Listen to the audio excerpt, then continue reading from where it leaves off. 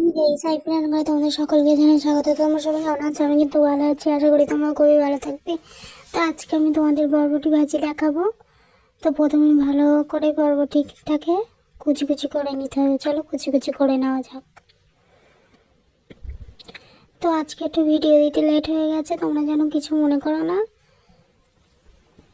আসলে আমাদের এখানে বর্ডার সাইড তো প্রচণ্ড ঝড় হওয়ার কথা শুনলেই আমাদের ভয় আতঙ্কে অন্যরকম একটা অবস্থা হয়। কেননা আমাদের এখানে পাশে ইছামতি নদী আছে।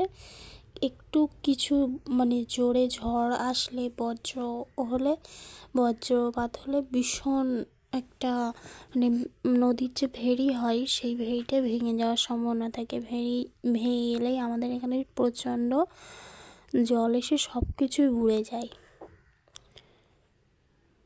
জলে বুড়ে যায়। সেই জন্য একটু গোছাচ্ছিলাম, তো তোমাদের ভিডিও দিতে লেট হয়ে গেছে, কিছুই যেন মনে করো না। তো চলো বরবটি কাটাটা দেখানো যাক। দেখতেই পাচ্ছ আমার কাটা কিন্তু প্রায় শেষ হয়ে এসেছে।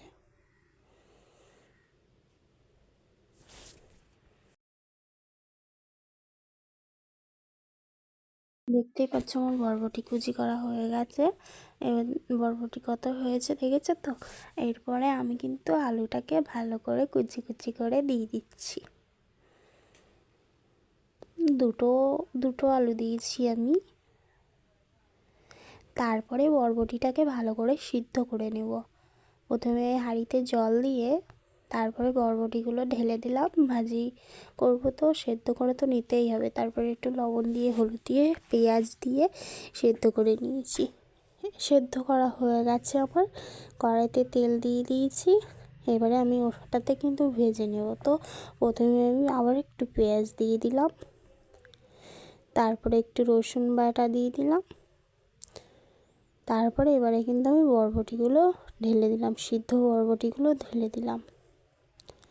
ঢালার পরে একটু লঙ্কা দিয়ে দিলাম, কাঁচা লঙ্কা দেওয়ার পরে অনেক সময় ধরে নাড়তে হবে, একদম ভাজি ভাজি হয়ে যাবে। তারপরে কিন্তু ছেড়ে দিতে হবে। তো তোমাদের ভিডিওটা ভালো লাগলে লাইক কমেন্ট শেয়ার করো, সাবস্ক্রাইব করতে ভুলো না কিন্তু প্লিজ। তো আমার বরবটি প্রায় ভাজা শেষ হয়ে এসেছে, অনেকটাই ভাজি ভাজি হয়ে গেছে। দেখতেই পাচ্ছ কত সুন্দর হয়েছে। Tata, bye bye.